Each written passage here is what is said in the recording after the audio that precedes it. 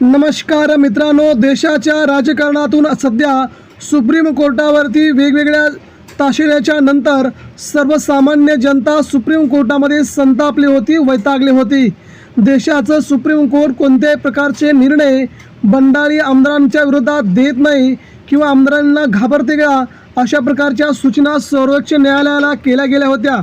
सर्वोच्च न्यायालय कुणाच्या तरी अधिपत्याखाली काम करते आहे का? सर्वोच्च न्यायालयाचे सरन्यायाधीश हे कुणाचं तरी ऐकतायत का? गेल्या काही दिवसांपासून सर्वोच्च न्यायालयाचे सरन्यायाधीश रिटायर्ड झाल्याच्या नंतर एखाद्या राज्याचे राज्यपाल किंवा शासकीय पद धारण करू शकत नाहीत, परंतु भाजप मात्र त्यांना तशा प्रकारची पदं देत असतानाच आता मात्र मित्रांनो सर्वोच्च न्यायालयावरतीच संशय व्यक्त केला जात होता। परंतु आता मात्र तब्बल 10 वर्षांनी आमदारकी रद्द आणि सुप्रीम कोर्टाचा निर्णय अखेर आला।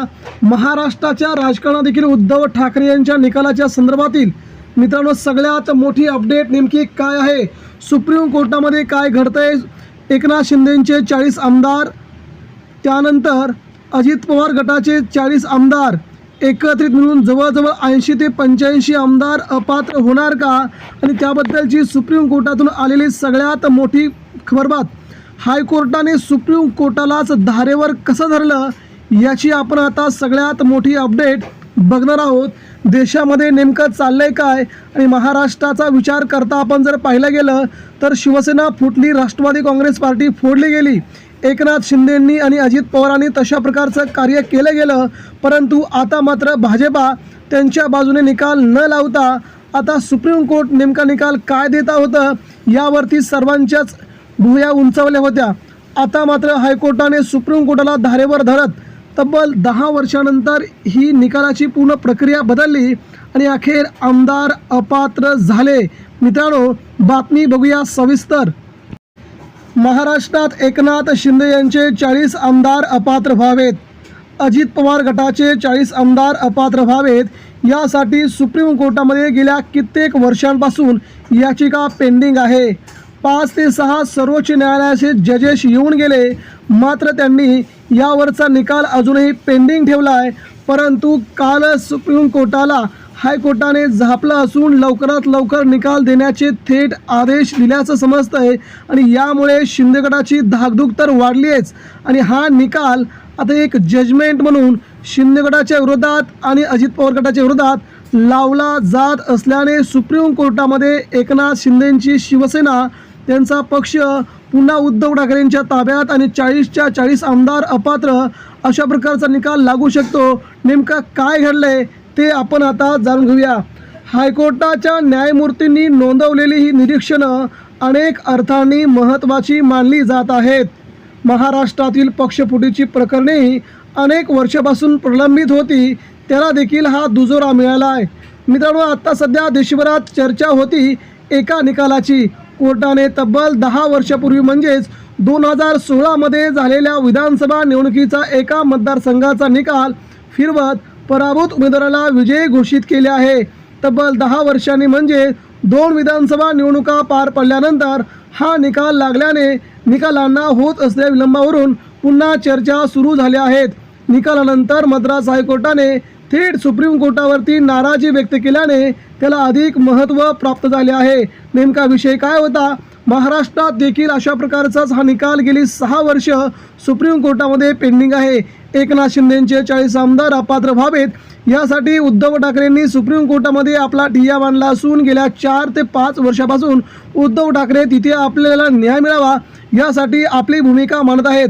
तशाच प्रकारचं सेम प्रकरण विधानसभा तमिळनाडूमध्ये राधापुरम मतदारसंघातून त्यावेळी MMDKचे उमेदवार IS इनबदुराई यांना विजयी घोषित केले, मात्र त्याला DMKची अप्पाऊ यांनी निवडणूक याचिकेच्या माध्यमातून हायकोर्टात आव्हान दिले।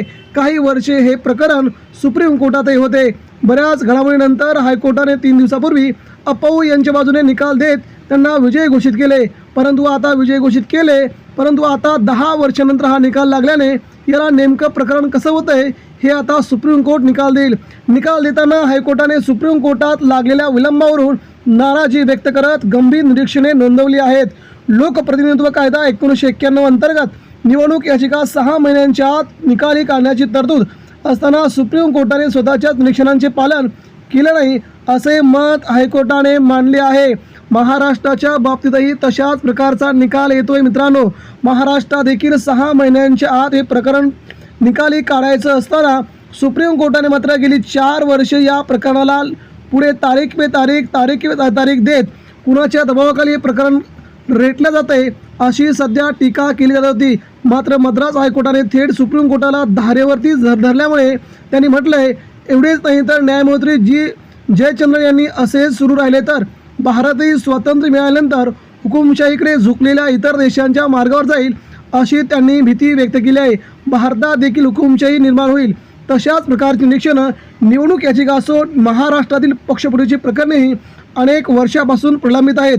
याचा निकाल देखील उद्धव ठाकरे यांच्या बाजूने लागावा असं सध्या ठाकरेंना वाटतंय. मद्रास हायकोर्टाने म्हटलंय की शिवसेना आणि राष्ट्रवादी काँग्रेस पार्टी यांचं देखील लोकप्रतिनिधित्व कायद्यातील कलम 86(7) ची पालन केल्यास लोकशाहीवर आघात होईल. शिवसेना आणि राष्ट्रवादी काँग्रेसच्या नंतर अंतिम निकालाला लागलेला विलंबही लोकशाहीवरती आघात करणारा नाही का असा सवाल अनेकांनी यापूर्वीच उपस्थित केला होता.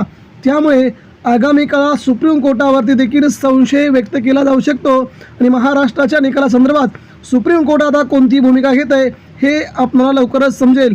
मात्र या मद्रास हायकोर्टाने सुप्रीम कोर्टाला झापल्याच्या नंतर राज्याचा निकाल पुढील 1 महिन्यात लागण्याची शक्यता वर्तवली जात आहे. मित्रांनो, याबद्दल आपल्या प्रतिक्रिया व्यक्त करा. धन्यवाद.